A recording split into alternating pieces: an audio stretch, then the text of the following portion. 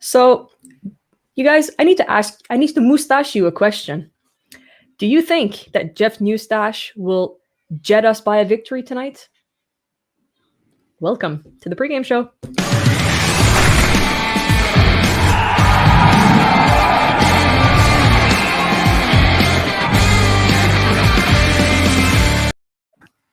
I'm still laughing. That was absolutely horrible, and I apologize for it. No, it was fantastic. The beautiful man in the flesh. There he is. There he is. I mustache you a question. I mustache you a question, yeah. Apparently, we're going to see a lot more of this beautiful man's face and the stash, along with Edmondson and a few guys, it would appear. So I'm kind of curious to see, is this like everybody going to have the same stash? Are we going to have the Brandon stash? What are we going to have? Oh, that's a tough one to compete with right there. Brandon's got a killer one going right now. So, which you will see during the game tonight. We got a live stream happening with Dale, Derek, and Brandon. Not right after, but at 7:00 tonight. That stream will start on our channel as well, so be sure to catch that, guys. It's going to be a fun show. Live reactions during the game from Dale Weiss, Derek Weiss, and our very own Brandon Legacy, of course, too. So that's going to be fun. As for the game tonight, yeah, so we have a game. Actually, we have back-to-back games with the Canadiens and Jets tonight, and then tomorrow we've got Ottawa. So yeah, we got to talk about how the Habs are hopefully not going to lose any more ground in the playoff race tonight, Nick. I feel like I've been saying this so many times this week, but it's a must-win again. The Flames are what? They're 4 points behind us. So mathematically, as you were talking with Kyle today on your show, mathematically, it's not impossible for them to catch us and to knock us out. It isn't, and that's the thing, is that's why it's so concerning, right? Because I mean, I think we'll be okay. I think if we really think about it long and hard, we'll probably be fine. It's just concerning because of the tight schedule. It's starting to catch up with the Canadiens. There's just no other way around it, right? And they had a week off for COVID too, so that didn't obviously help their schedule right now. And that's one thing I forgot when I was chatting with Kyle today, was that the Canadiens lost a week and therefore now have to play 4 games a week right down to the very end of the season. So not easy for any team to go through that. And I think that kind of I lost sight of the fact that actually happened this season, that Armia got COVID, and fortunately it was only one person that caught it. But the Canadiens are in tough right now, having to earn 100%. I mean, you have to earn anyway, but they're really going to have to earn this final playoff spot. I like what Josh Anderson said the other day, that you need to deserve to be in there and you need to play like you deserve to earn the playoff spot. And I feel that's what we're lacking from, I shouldn't say lacking, but we should see more from the team itself, not just from Josh, who's saying we need to do more and showing off more. Maybe he's not scoring as much as he'd want to, but you can see him. He's basically like a mini Brandon Gallagher right now for us. So I'd like to see a lot more energy like that from all the guys to just prove that they want to be in there and that they're competing, right?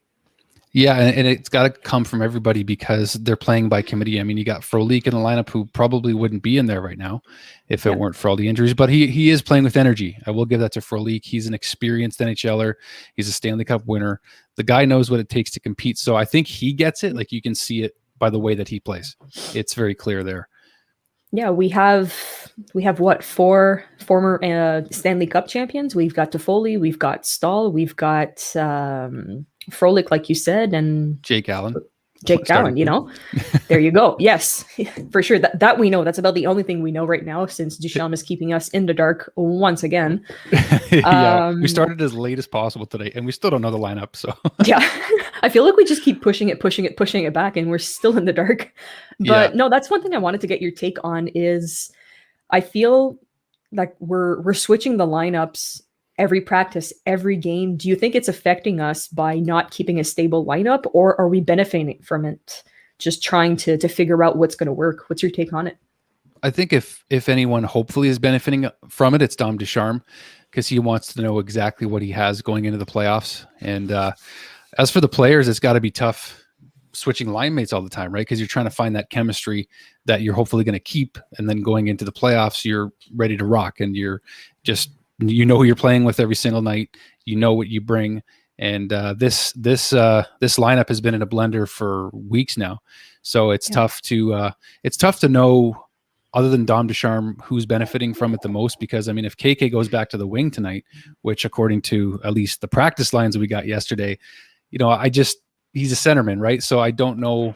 I think he'll play his best wherever he gets put, but at the end of the day, he's a center, right? And I just hope that the guys find a way. I mean, tonight's, like you said, it's obviously a must win. I think every game now is a must win until they lock up their playoff spot. So yeah, definitely. And one other thing I wanted to touch point on too was, where do you feel Caufield fits in? Because he played on the first line on his first game, then he got pushed back to the second line. So I guess depending on who he plays with, where do you see him? Do you think he should keep his spot on the first, or keep him on the second, or like Duchampe's been doing, just keep moving him until we find a right balance?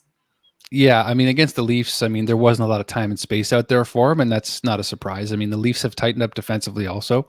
But in terms of his lineup position tonight, I mean, if it goes by the practice lines yesterday, he's going to be playing with Jake Evans and Arturi Lehkonen on the third line now. So if that's what happens, I mean, I don't really care where he plays right now, just because he's so new. I mean, wherever you want to try him, go for it at this point. But I mean, as long as he's in a spot where he can hopefully have some success and continue to grow each game here. I mean, in a perfect world, he's not here right now, right? I mean, he's not up with the Canadians yet. Yeah. But that's just not the reality that we're in. So I have to agree now that he's here. I mean, the reality is starting to settle in a little bit, that in a perfect world, he wouldn't be on the Canadians right now, but that's up to him to prove to himself and everybody else that he does deserve a spot to be here. So if he does end up on the third line with Evans and Lehkonen, that's fine. I mean, those guys will try to create space for him. Evans has some speed. He's a good center. He can maybe create some openings. Lehkonen will bang bodies and try to create some space for Cole, because he's going to need it if he's going to get his shot off, right? Definitely. And I've seen a lot of people just commenting. Obviously, you get a fan base that's 50-50, right? You'll get half of them that say, oh, he hasn't produced, he hasn't done anything right, he hasn't done anything the past 2 games. Keep in mind, guys, it's 2 games. It's not, we warned you ahead of time. Nick warned you.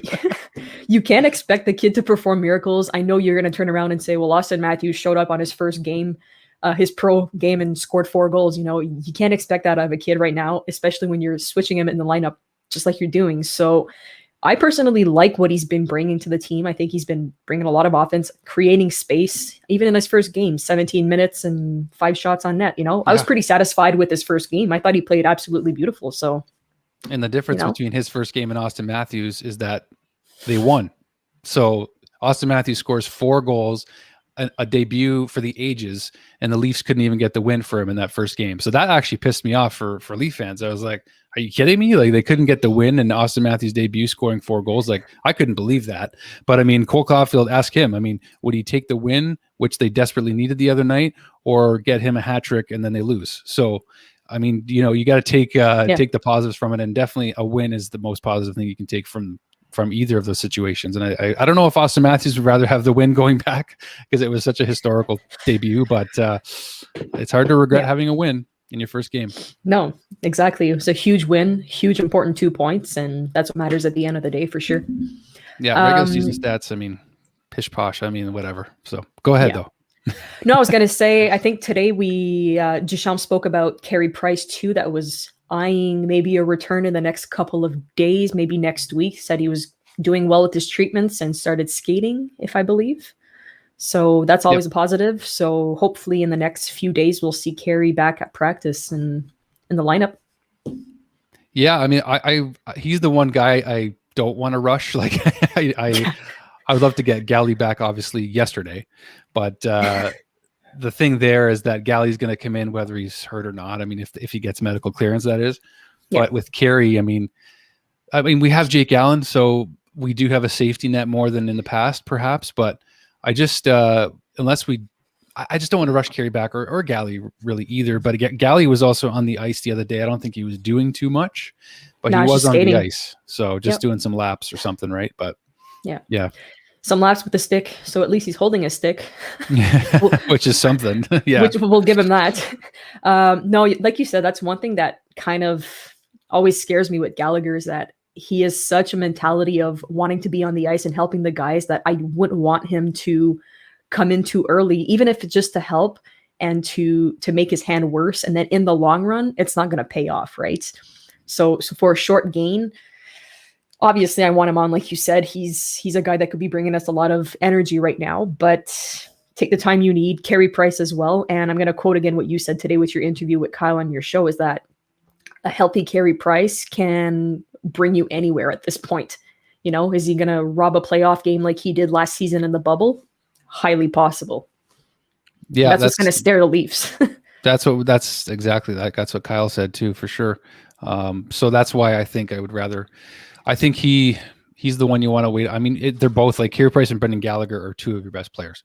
It's just, there's no other way around it. Probably considered our two best, if not top three, however you want to grade them. But yeah, I'd be willing to wait for Carey to get a little more rest, unless, of course, Calgary just goes on a tear here and Montreal, continues to lose. But, you really hope that's not the case, of course. But Winnipeg, I mean, I'm nervous about the fact that Winnipeg has lost 5 in a row before tonight's game. So that's a concerning thing. They're going to want to win too. They don't care about Montreal's situation. So oh no, for sure. They're going to be looking to come in and get a couple points themselves.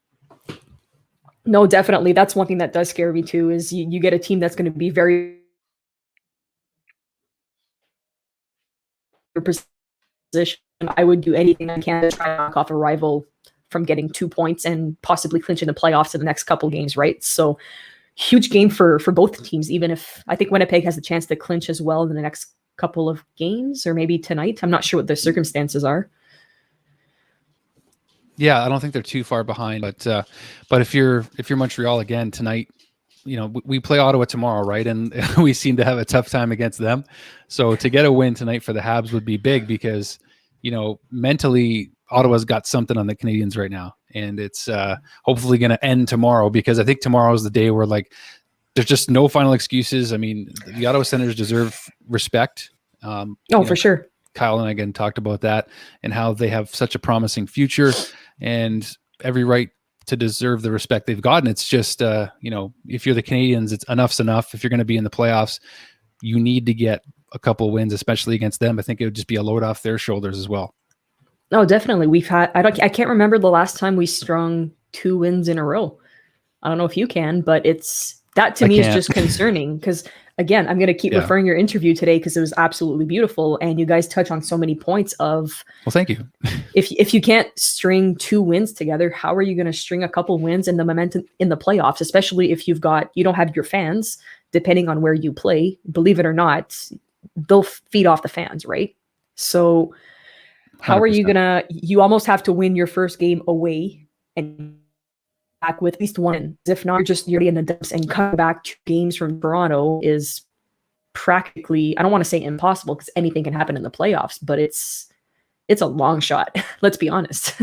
It's not a hole you want to dig yourself into or get yourself into, because you're going to have to dig yourself out of it very quickly. And against the Toronto Maple Leafs in the first round, that's not something you're going to want to do. But again, the Canadians do have to earn their way there. I mean, I don't know, crazier things have happened. It's just the way the lineup juggling is happening right now. You hope that they're able to make it click, because for the Canadians right now, I mean, the lineup, because it's had to be juggled so much, it's hard to really, like, where Toronto is right now is where the Canadians would love to be, just in terms of the lineup. I mean, they can make changes, but the core of the team is set in such a good place, and they're playing so well right now that you don't have to worry about the lineup juggling. Whereas at the Canadians, you kind of do, because they haven't really found that niche. Like, they haven't found that comfort spot with the lineup to the point where they're like, okay, I'm not worried about who I'm playing with tonight. We're just going to play. We're going to go get 2 points. However, we got to get it. And that's the mindset the Canadians really have to develop here.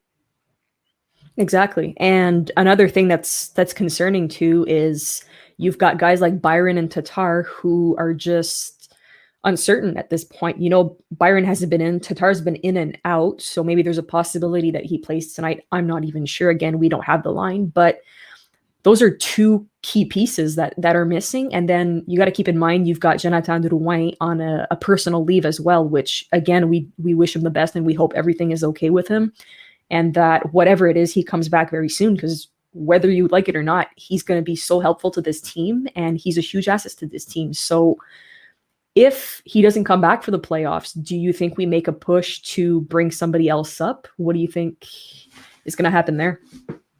Yeah, I mean, first player that comes to mind, of course, no surprise, at least from Laval anyway, would be Ryan Poehling. But again, it's tough to know. It's just everything's so much up in the air. I think that Jonathan Drouin, if he's able, will want to get himself into the right mindset to be able to play in the playoffs. I know that it's a fresh start, right? So if you're looking for a fresh start right now on the same team, like playoffs are the best time to do that. And like I've said so many times on the show, it's like a light switch, right? And even Joe Thornton, like he's already there. It's just there's guys that it just clicks with, and you're in playoff mode, and then things start to happen, ideally your way, for the Canadians especially. But I think that it'd be pretty tough not to have Drouin for the playoffs. So I really hope that situation will get better. I mean, we don't know what it is. We got to respect his privacy. Yeah. But whatever it is, I hope that Jonathan Drouin would certainly, it'd be a perfect time for him to start contributing to the Canadians. And honestly, he was in terms of the assist column, which is goals. Yeah. He was having a hard time hitting the back of the net. So it wasn't that he was playing bad. It's just that side of the game particularly wasn't going his way. And, I hope the best for him. I really do, because we could really use Drouin in the playoffs. Definitely. As we know, the pressure is just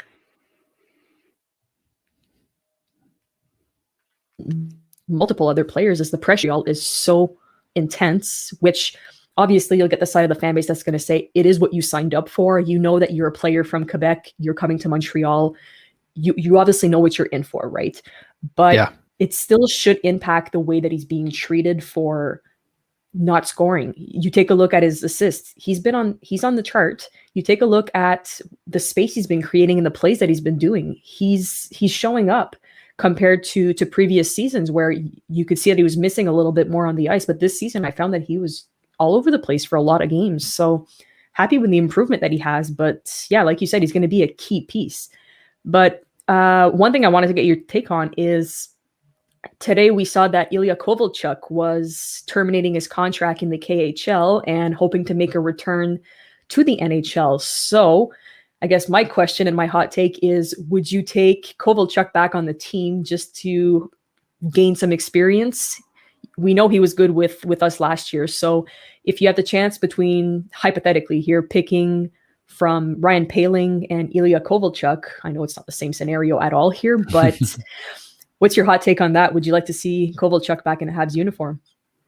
Yeah. I mean, the league minimum is still 750K, and he did do it last year. So if there's room for him, sure. I just don't know that there will be. Like, it's just with Corey Perry being here, not sure what's going to happen with Eric Stahl. I know he's had a bit of an up and down time already with the Habs, despite a fantastic start with the overtime goal. But again, like when it gets to playoffs, that's when you kind of really know what you have. So I don't know. I mean, Covey is an interesting one because he did well in such a short time with us last year. So I'm open-minded to anything at this point. I think we'd have to wait. Would it be until next season? Like, we wouldn't be able to grab him now before the playoffs. I don't even know. I don't even know the terms and trade conditions deadline. Yeah, I wish I knew that off the top of my head, because I'm thinking like, I don't think you can add anybody from outside of the league right now in terms of like call ups and what have you. And at least before the end of the season, we don't have any more call ups left, because we used it the other night with Romanov coming back in. So I'm curious to see, at least in terms of our current lineup. And I again, like I mentioned, I'm open-minded to anything. So Covey, I wouldn't say no. I wouldn't say yes yet. I'm just kind of in the middle, but I'd be open to it for sure. I'm curious to see if we have Brett Kulak back in the lineup soon too, because there's been some mobility, maybe issues in the back end for the Canadians and lately. And I think that he'll be back in the lineup soon. So I don't know if that means Merrill comes out. Gustafson's more of a power play specialist. So I'm just curious in terms of the lineup that way, what we're going to see from the Canadians for the next little bit here too.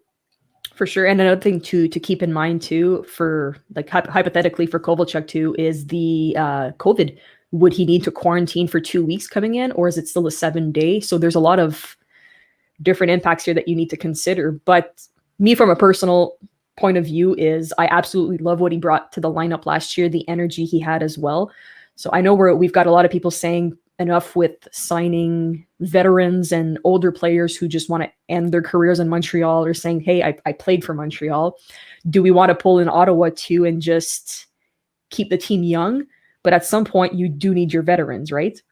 Yeah, like that's what I mean. If we lose Stahl, then sure, we should be open to a player like that. But then at that point, you hope that Ryan Poehling has made a step, and that next Yeah. fall he's on the Canadiens. So I mean, that's kind of like a perfect scenario where Deneau, Suzuki, Kakanyemi, Poehling. I don't know, but then where's Jake Evans? So like those would be our centers maybe. But I mean, we have options now with Jake Evans playing really well.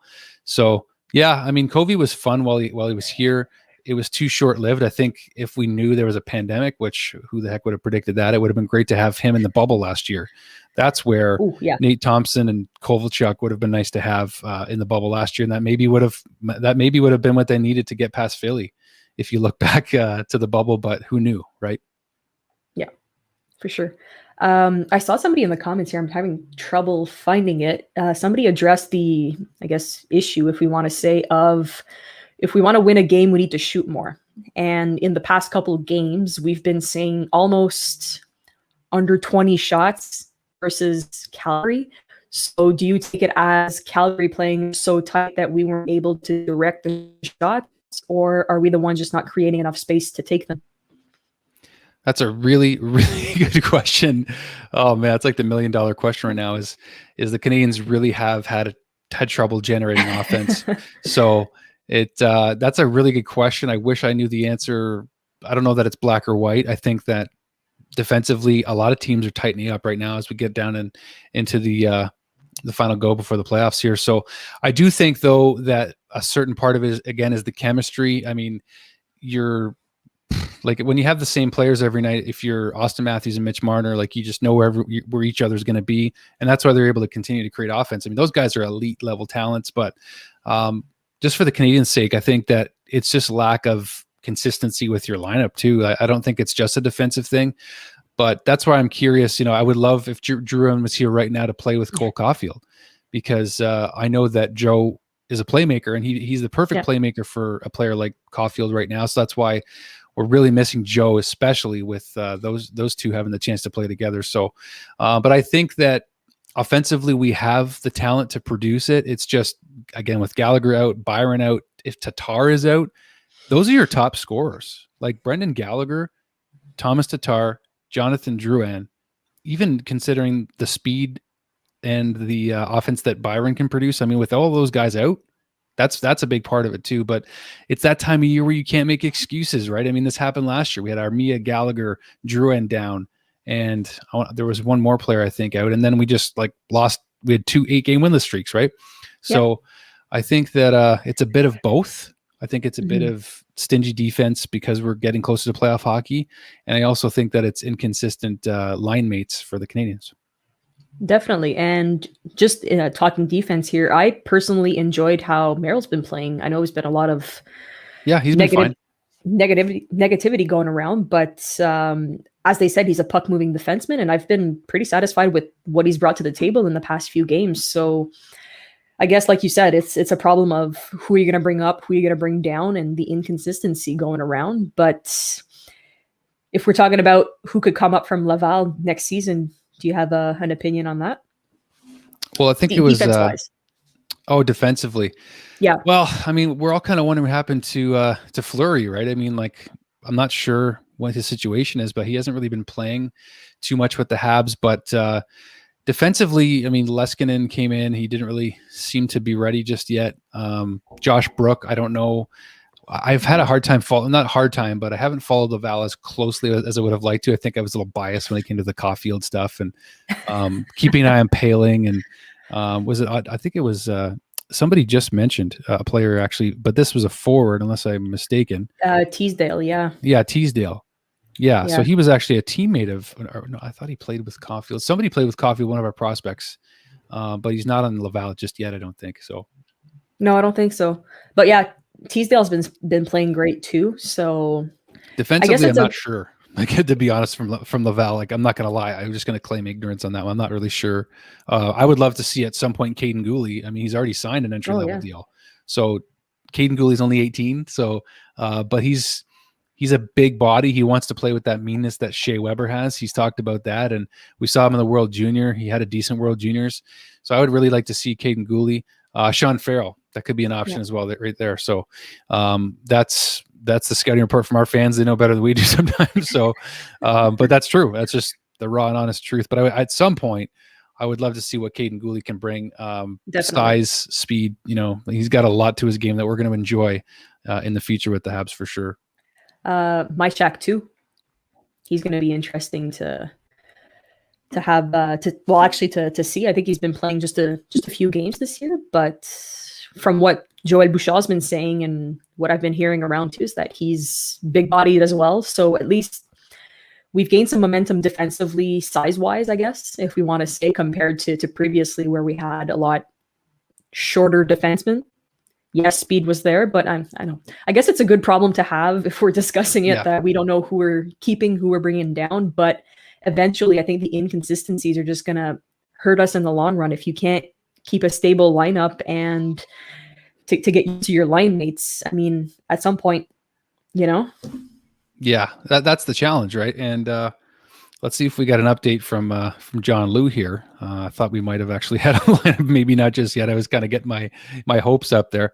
Looks like we'll probably get it right before a puck drop. But kind of going back to the practice lines yesterday, Kakiniemi, Phil Deneau, and Josh Anderson. That's an interesting line if that goes through. Nick Suzuki again with Toffoli and Armia. And then the fourth line, Frolik, Stahl, and Perry. And actually, John Lou just gave us a fresh tweet right as we speak here. And actually says that Shea Weber, Tatar, and Byron are not taking part in the pregame warm-up. So now we have possibly Shea Weber coming out of the lineup too. Which is interesting. Try to pull it up here to put on. Yeah, because it's about 6:30 right now. So I mean, the lineup has to kind of take shape really quickly here. So that's interesting if Weber's out for sure. And Winnipeg's top heavy on the forward group. So if you have Weber coming out, that's not a good sign. And you know what? I think we've all kind of had the sense that maybe Shea is playing injured too. I mean, we don't have any confirmation on that, but it's something that you're not going to get out of him, but it's very possible. No, it's pure speculation as well. So we're not starting a rumor here or anything, but that's not just good. Just going by the way Weber's had some, challenges lately. I mean, we love the guy to death. Like, I got his jersey and his picture right above me here. So, I mean, huge Shea Weber fan. I just hope that it's nothing serious so that he can play Shea Weber mean hockey in the playoffs because we need that bad. Definitely. We're going to need it. What else am I going to touch on? If you're looking at Winnipeg's lineup, they're without Nikolai Ehlers and Adam Lowry. He's had a great season too. Yeah, Lowry and who was it? Was it Wheeler? Yeah, Wheeler was back in, but I don't know if it's. I thought I saw a season-ending. Injury, if I wasn't mistaken. For Wheeler. Yeah. Oh boy. Okay, maybe I should. I don't know. Maybe I'm in the wrong here, so I don't know if maybe somebody in the comments can confirm that. But they've got 3 of their major players as well injured, so I don't want to say let's capitalize on that tonight because you clearly don't wish an injury on anybody. But I mean, if you can take advantage of it, obviously tonight will be the night to do so. Well, actually, I got the Winnipeg lineup here, so it actually looks like Blake Wheeler is in the lineup on the second line with Paul Stastny and Kyle Connor. We don't see Ehlers there, like you said, so I think it might be him that has the season-ending injury, as far as we know. But he had one for sure, that I know.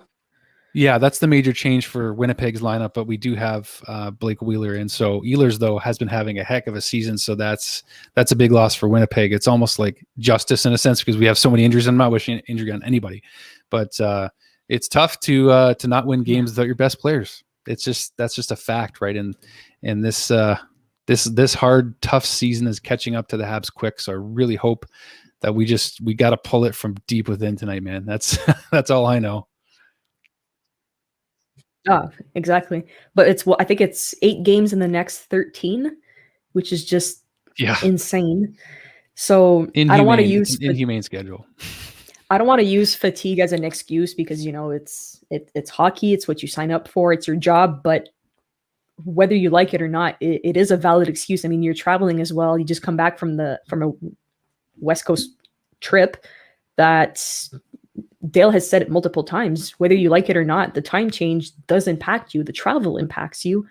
And then keep in mind, there's guys also playing without their families. Who was it? Was it Stahl who hasn't seen Yep. his family? So take a look at the humane side as well. It can't be easy. Yeah. I mean, it's still, we're still in the middle of the pandemic. So the fact that this season even happened was a question, because I mean, when the guys signed up for this, like Weber said, what was it, a month ago? Ask us in a month how we're feeling, because they were playing good about a month ago and starting to get rolling again. And they didn't want to get too excited because, I mean, look what's happening right now, right? It's just, it's reality settling in. And that's why you've got to really, by committee, you've got to find a way. And that's why it is a valid excuse, Nick, because it's just, it's reality. It's happening to all of them, and they've got to find a way, but you can only do so much. You're still a human being at the end of the day. So mentally, physically, you can only take so much, and these guys are pushing it to the limit on both sides.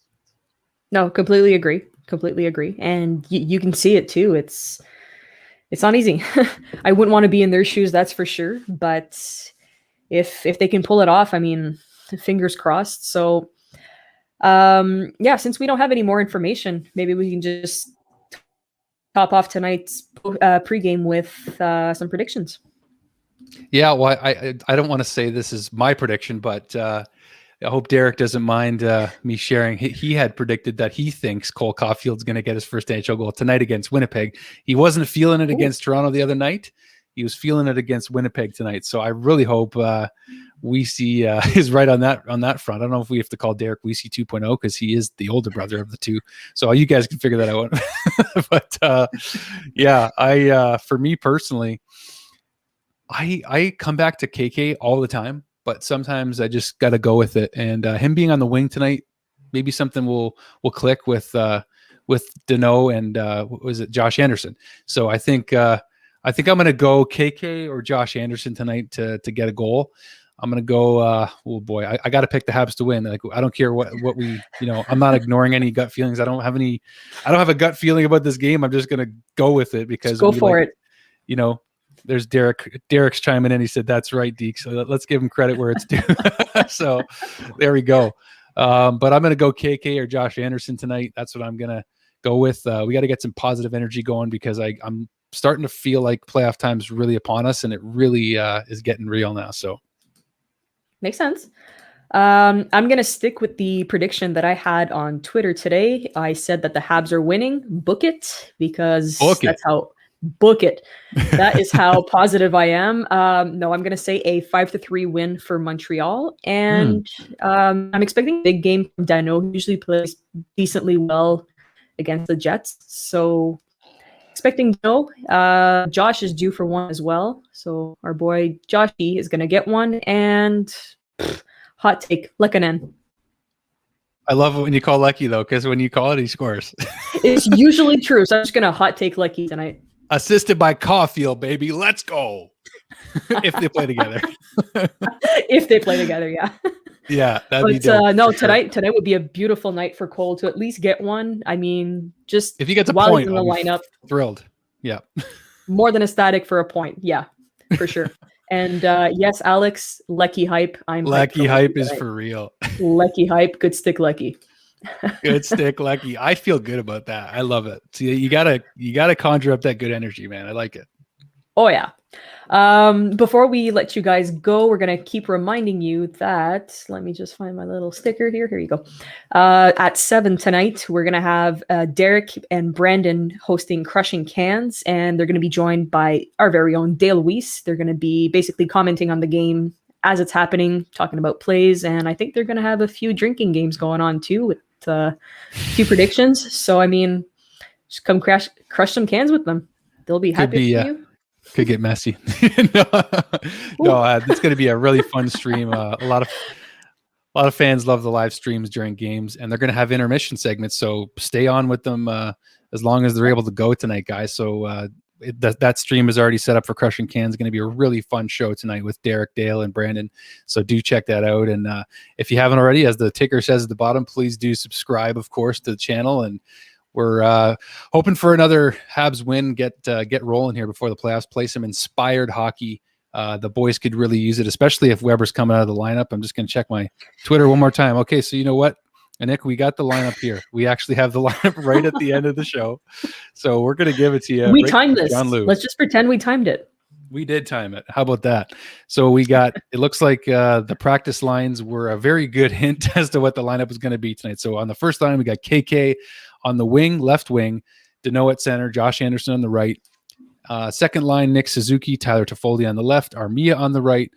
Third line, Jake Evans at center, Lekkinen on the left, Cole Caufield on the right. And then on the fourth line, Frolik on the left, Eric Stahl in the middle, and Corey Perry on the right. On defense, look at this, Annik. We got Romanov on the first pair with Ben Sherratt. So that's going to be interesting. Joel Edmondson with Jeff Petrie, no surprise. And then Gustafsson and Merrill together. I like Gustafsson and Merrill together. I'm curious to see what they're going to bring.